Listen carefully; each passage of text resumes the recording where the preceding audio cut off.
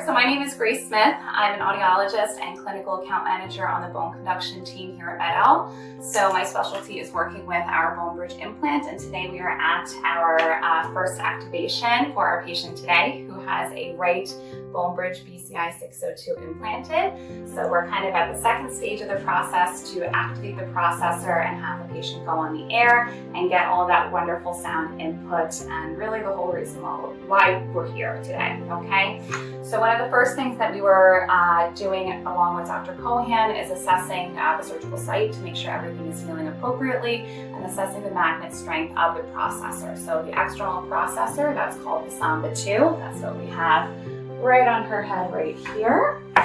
So this is the piece that is responsible for delivering all of that sound to her inner ear there, okay? So we have our microphones on the outside and we have a magnet that's attaching it to her head. So we want to make sure that it's secure but also comfortable for her. So one of the really nice things about the Samba 2 is you have a variety of magnet strengths to really customize and individualize the processor for the patient depending on what surgical concerns and healing process we're working with. So because the bone bridge, we are not waiting for any osseointegration before we are moving forward with our activation, we're able to get her on the air a little bit quicker. So that's always a really nice variable to consider, and making sure that patients can get back to their life and have a really easy, quick, pleasant process. All right.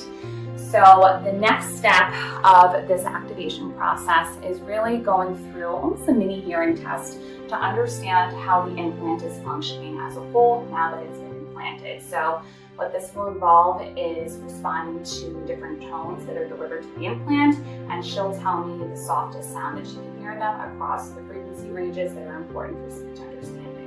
So we have completed our in situ testing. So this is what is considered the vibrogram when programming a bone bridge implant with MED-EL.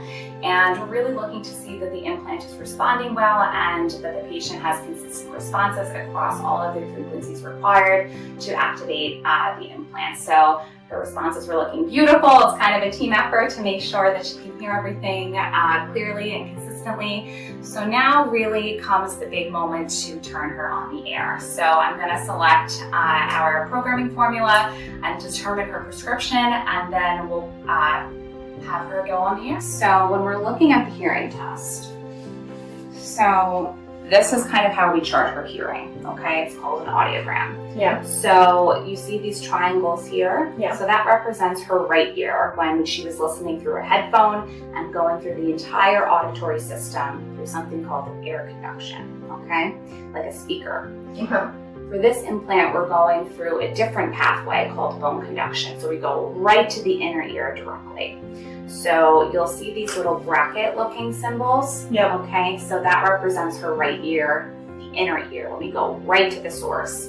So you're definitely right in that there's a gap between that outer ear and that inner ear because of the atresia going on, okay, that malformation of the ear.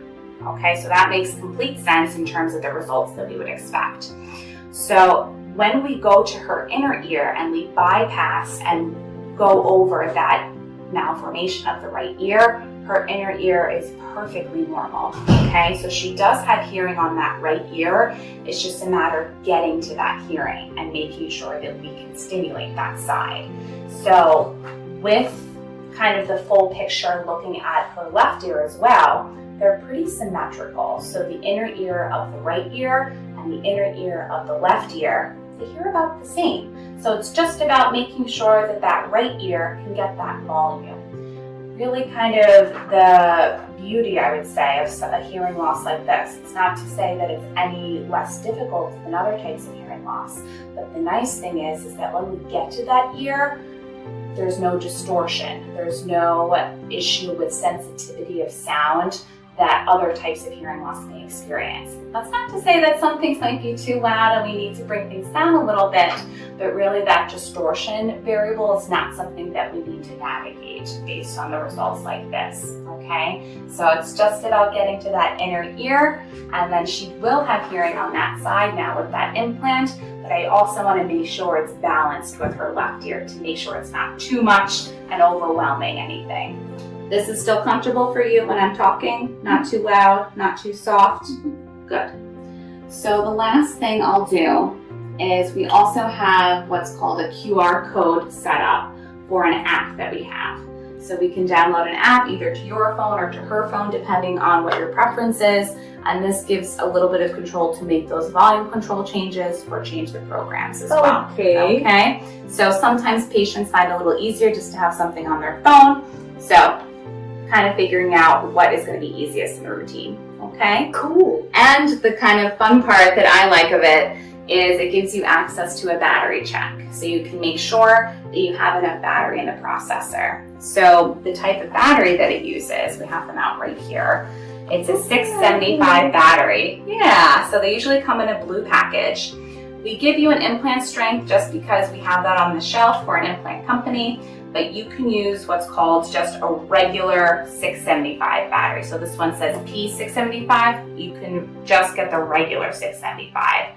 They're a little bit cheaper and they're easier to find at a drugstore. You can get them on Amazon, you can get them from us, whatever is going to be easier for you, but we give you a pack to start off with, and the battery life is 8 to 10 days. Okay, so you should be good through the week, and then you can change your battery. So I'll show you how to do that. For this processor, it only uses disposable batteries. Most rechargeable options, they'll only last you 24 hours, 36 hours, kind of in that window. So we wanted to make sure that you got even more time out of it, okay? So the processor uses the disposable batteries, but then the accessory I was talking about, that's rechargeable, okay? So that I have charging in the other room, and we give you extra adapters as well. So that way when you go home to Mexico, you have the right adapter, and if you still need a different one, you can let us know so we make sure we have the right equipment for you. And we're also gonna add what's called a retention clip that she can clip into her hair. This is the battery. These are called Zinc Air batteries. So when you take the sticker off, this is exposed to the air, okay? And that's really what charges up the battery. So sometimes, a patient actually taught me this, when you take off the sticker, you can put it on your calendar to remember the day you put in your new battery. Yeah. Sometimes that can be a helpful system. Yeah. I'll put this here for now. And I usually recommend letting it breathe and be exposed to the air for at least 30 seconds to a minute to maximize the amount of battery life you're getting out of this, okay? So the battery has a flat side with a little plus on it and a bumpy side, okay? So when you're putting the battery into your processor, this is your battery door. So you'll see there's a little hinge here that you can pop open. I'll have you practice just so you can kind of feel what to look for. Perfect. And then you're looking at your little battery tray here. I usually do this over a table, so if you have any small children running around or pets, batteries can be toxic to them, so keep these in a safe place away from anyone that might ingest them or fall on the floor. So I usually try to do this over a table, okay? So when you open your battery door, we'll put your battery right in the tray and it'll lay nice and flat, and then you can close the door and then it turns on. So this is really your off and on switch as well. So when you open the door, that turns it off. When you close the door, that turns it on.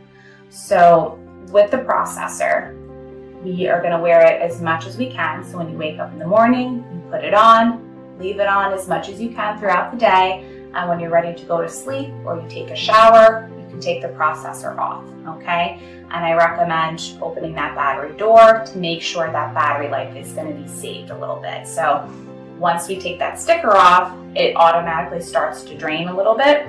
So by opening the door when you're sleeping or when you're showering, you can get a little bit more battery life out of it. Mm-hmm. Whenever it's not on your head, we gave you some extra carrying cases, okay? And you can put your processor in here. So we have a bunch of extra accessories for you guys. So these are those retention clips I was talking about. But then we also have some different hair colors as well and pattern covers. In order to take the cover off, there's a little notch there and there. Mm-hmm. So you can just stick your thumb underneath it and then the cover comes right off, just like that, okay? Okay. And then to put the new one on, it's almost like a clamshell. So there are little divots right on the back, We line them up at the top, and then we press it on from the back forward, okay? Okay. And that's how it will look. So let's take a good look. So I did the surgery combined with Dr. Romo's repair of the microtia at the same time as we implanted this. So I'm going to move your hair a little bit. Turn to me. That's great. I'm going to disconnect you for a second. And the flap is good. This is back. That's the processor that takes the sound and sends it to the internal component. And now you have hearing. And that device should last you for a lifetime. It should not need to be changed. But the output device, you're going to have to change it for 4 years or so. And we will provide you with a new one and we'll reprogram it like you had it on that. So that'll be the concept. You can go about your business, play, do whatever you want to do, just don't get it wet yet. So right now there's the string that holds so she doesn't lose it. Mm-hmm. But pull it, and you'll see, pull it up and it goes back in. Okay. Put it back. Okay. So for day-to-day walking and everything, that's fine. Yeah. But if she was to do sports or run until this heals better, this will still slide off. That's why we have the string. But as the swelling goes down, you can lower the magnet. Or if you need more, you can strengthen the magnet so this stays tighter to the skin. Okay. Does that make sense? Makes perfect sense. And I think what he may want to do is just take a look at this, and he may want to separate it even more. I don't know, but that's something that the cosmetic surgeon, reconstructive Dr. Romo will do so. Okay. All right, so I can cover this up. Thank you. What I did is implant this device, which is called the bone bridge. So the device this is a model. This is not an active one. So there's a magnet here. There are 2 screws that connect this to the bone, and this is what vibrates. It's called a floating mass transducer. So this goes under the skin. It's deep. It goes into the bone. So this you don't really feel unless you really put your hand tight. You'll feel the outline. But this goes behind the ear. So this is lifetime. But it needs a power source, so to connect it, so you have to have a magnet on the outside that connects, so that's what you have for there. So there's a magnetic attraction to it. And this takes the sound, transmits it to here, powers it up magnetically, and this will vibrate the sound directly to your nerve, to the cochlea. So that's my part of the surgery, to restore the hearing. You make an incision behind the ear, you drill, you make a well for this to sit into the well. This sits above on the bone, and then it heals beautifully. The incision is up front. You don't see any of this, and it's invisible. And all you see is this behind the ear. That's what she has, only hers is much prettier. It's colorful.